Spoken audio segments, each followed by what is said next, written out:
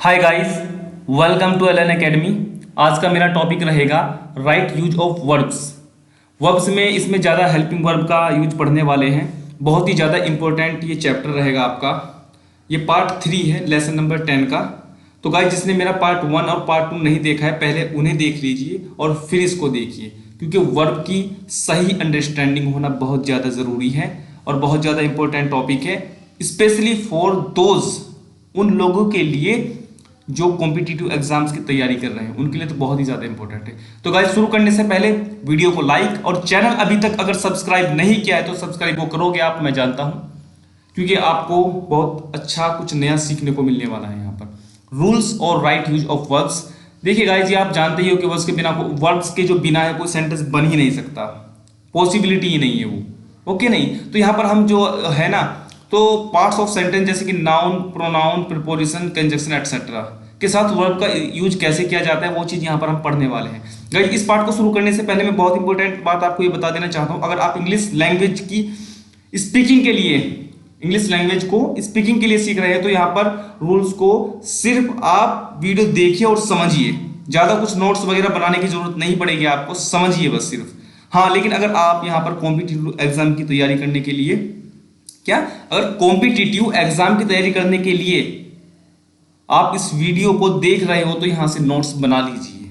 बहुत अच्छे अच्छे इंपॉर्टेंट रूल्स आप पढ़ने वाले हो यहाँ पर। ओके, चलो शुरू करते हैं, काफी कुछ हो चुका है। देखिए, सब्जेक्ट वर्ब एग्रीमेंट।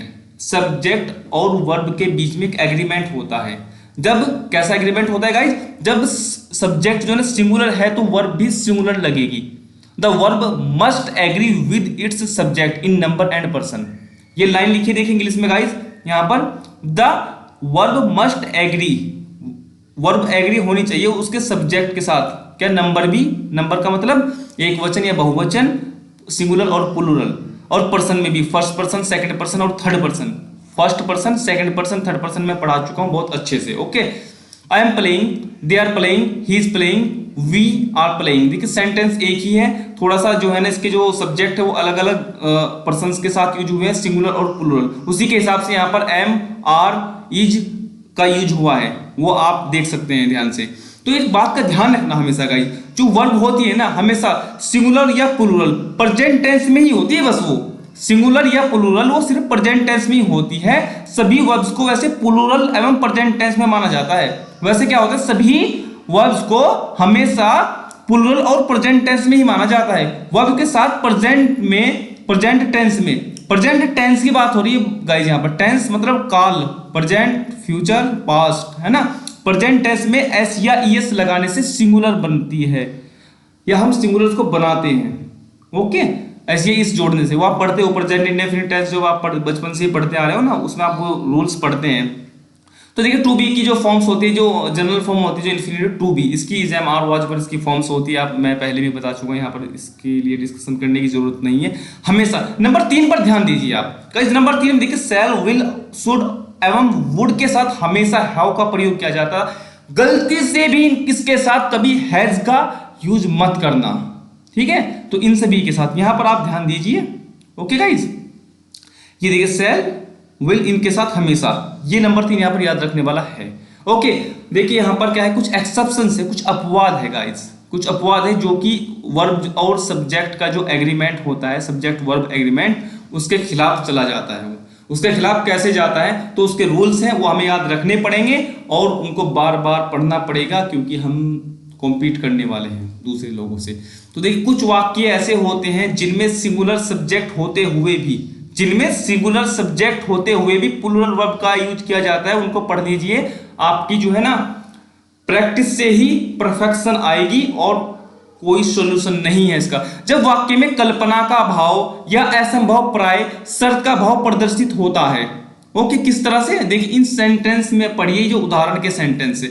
वैसे गाइज, मैं अपने वीडियो लेक्चर्स जो होते हैं उनमें यही कहता हूं कि सेंटेंस आप पढ़िए। अगर हिंदी समझ में नहीं आती है तो गूगल ट्रांसलेट से आप हिंदी देखिए उसकी, वो आपके लिए होते हैं। फिर भी मैं एक बात बता देता हूं। देखिए यहाँ पर I wish, I were the prime minister. देखिए, आई के साथ यहाँ पर, क्योंकि वो सपने देख रहा है, कल्पना में, मैं प्रधानमंत्री होता, मैं मैं ऐसा सोचता हूं, मैं मतलब ऐसी विश रखता हूं, ऐसी इच्छा रखता हूं कि मैं प्रधानमंत्री होता।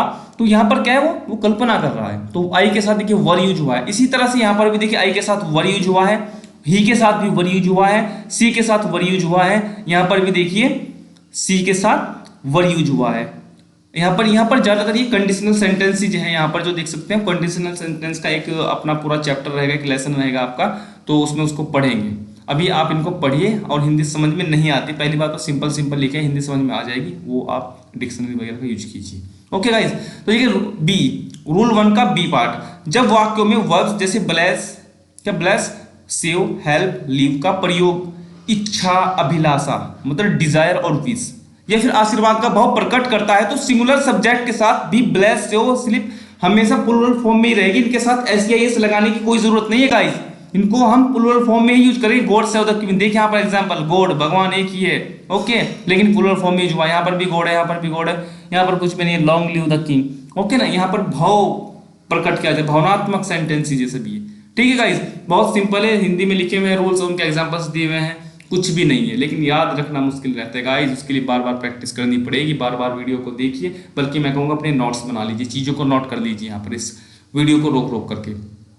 जब वाक्य में डेयर एवं नीड, जब वाक्य में किसी जो डेयर है ना, डेयर एंड नीड का प्रयोग हेल्पिंग वर्ब की तरह, मतलब यह मॉडल वर्ब की तरह किया जाता है, तो सब्जेक्ट सिंगुलर होने पर भी डेयर एवं नीड का प्रयोग, ठीक है ना।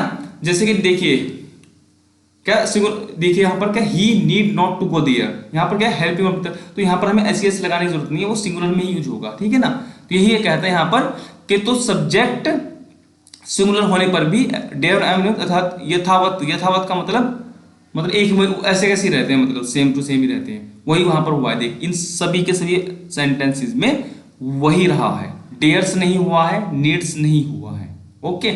यदि दो अलग अलग नाउन एक ही व्यक्ति या वस्तु के लिए प्रयुक्त हो, मतलब इस्तेमाल किए गए हो, तो वर्ब सिंगुलर लगती है, सिंगुलर फॉर्म लगती है वर्ब की। चलो वहां पर देख लेते हैं, नो प्रॉब्लम।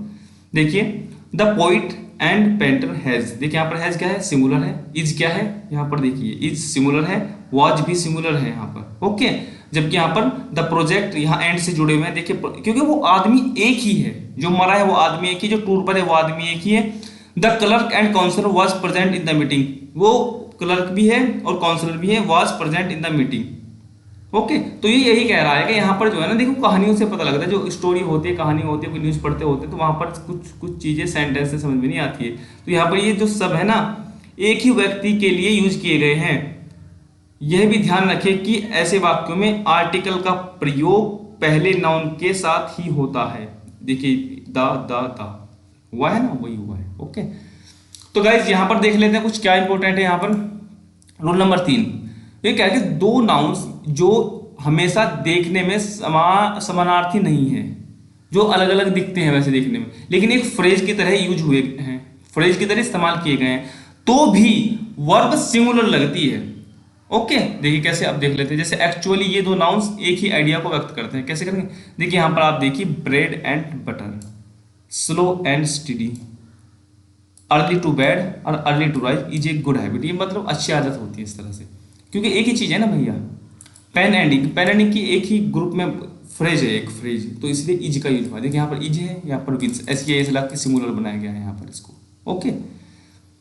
तो इट्स ओके, इज है यहाँ पर, क्योंकि एग्जाम्पल्स आप समझ लोगे। फिर आगे देखिए कितना इंपॉर्टेंट है यहाँ पर, जब दो या अधिक सिंगुलर नाउन्स इनसे और, इधर और, neither not, not only but also say जुड़े हो, तो वर्ब सिंगुलर लगती है, मतलब प्रेजेंट इंडेफिनिट होगा तो ऐसे ऐसे लगाएंगे, अदरवाइज हेल्पिंग वर्ब्स हम जानते हैं। देखिए वाज, वाज, ओके, यहाँ पर इज और यहाँ पर वॉज, ये क्या है सब, ये क्या है, वॉज सिंगुलर, देखिए यहाँ पर सिंगुलर यूज हुई है ना। यहाँ पर इधर है ना, इधर और जितने भी ये सब कुछ लिखे हुए हैं इनका यूज हुआ होगा। नो मैन, नो और, इधर और, नीदर और नॉट, नॉट ओनली और बट आल्सो, ठीक है, इनका यूज हुआ है। देखिए यहाँ पर देख सकते हो आप।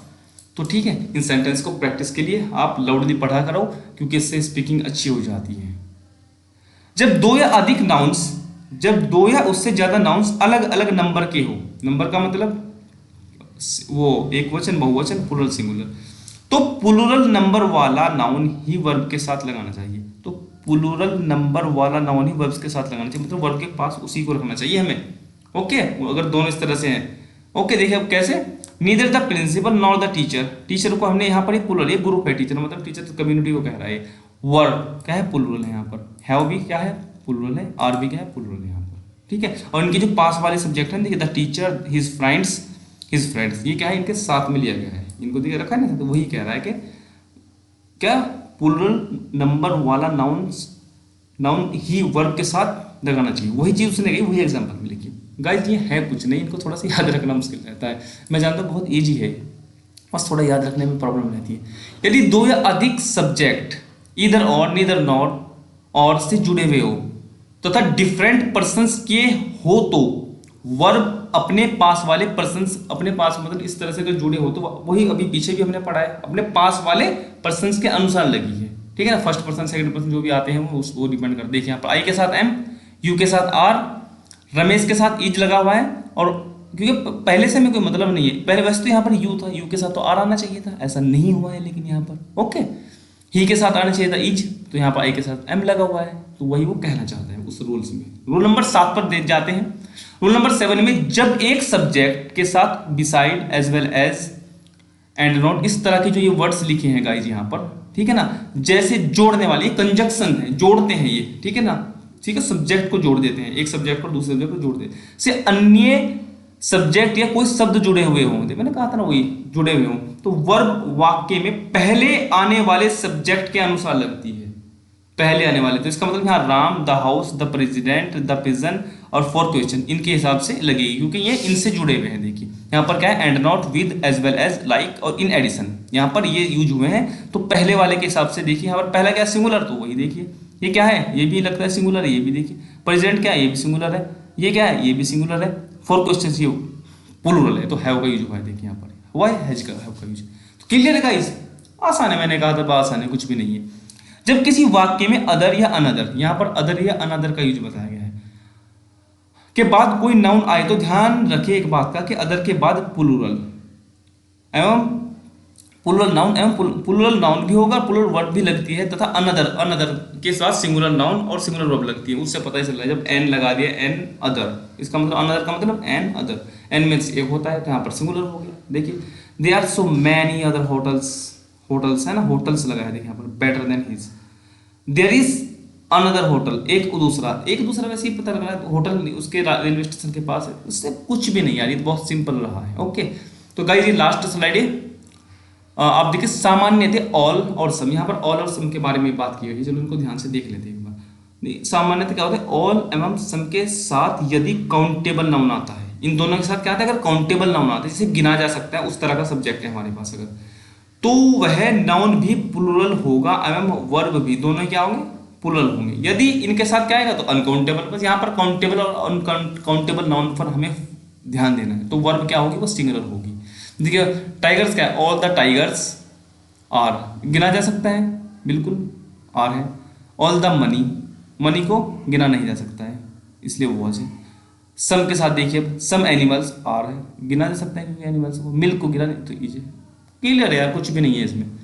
यदि एक वाक्य में मोस्ट ऑफ के बाद काउंटेबल नाउन आता है, तो ध्यान रखें कि वह प्लूरल ही आएगा, तथा उसके बाद वर्ब भी प्लूरल ही लगेगी, यार ये कुछ भी नहीं है।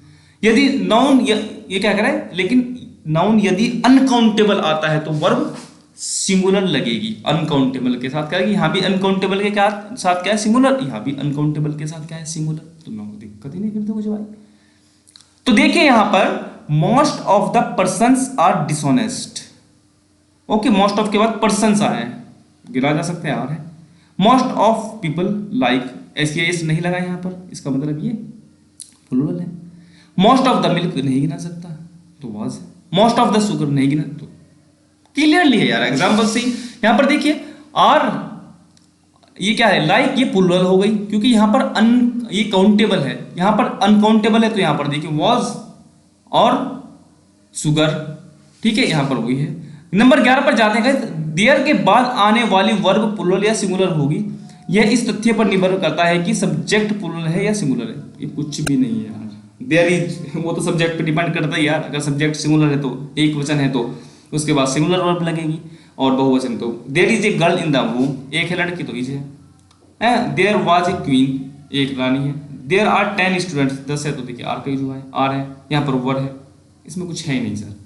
तो काफ़ी लंबा हो गया है ये जो आपका लेक्चर है, ये पार्ट। तो यहीं पर ख़त्म करते हैं। जो कुछ रूल्स बचे हैं वो अगले पार्ट में करूंगा मैं। और अगले पार्ट में गाइज मैं एक्सरसाइज देने वाला हूँ आपकी प्रैक्टिस के लिए। सच में वो आपको स्ट्रांग बनाती है, मजबूत बनाती है, आपका कॉन्फिडेंस बिल्ड करती है, बहुत इंप्रूव करती है आपके अंदर। वो इंप्रूवमेंट आएगा इंग्लिश में, वो हिंदी से इंग्लिश ट्रांसलेशन के लिए आपको हेल्प करेगा, क्योंकि मैं हिंदी के सेंटेंसेस देने वाला हूँ, आपको उनको इंग्लिश में बनाना है। पहले मैं क्या दूंगा, एक्सरसाइज दूंगा, फिर उसका सोल्यूशन भी रख दूंगा वहाँ पर। तो आप मिला लेना कि कितना। अब यार आप ना 50 सेंटेंस में से 5 सेंटेंस पे अगर बना पा रहे हो ना सही, तो इट्स ओके। पता तो चले हम कितने पानी में हैं, उसके हिसाब से फिर मेहनत करेंगे तो वहाँ पर सोल्यूशन मिलेगा। फिर आप उनको सोल्यूशन से मिला मिला के देखिए क्या है। Okay, thank you very much.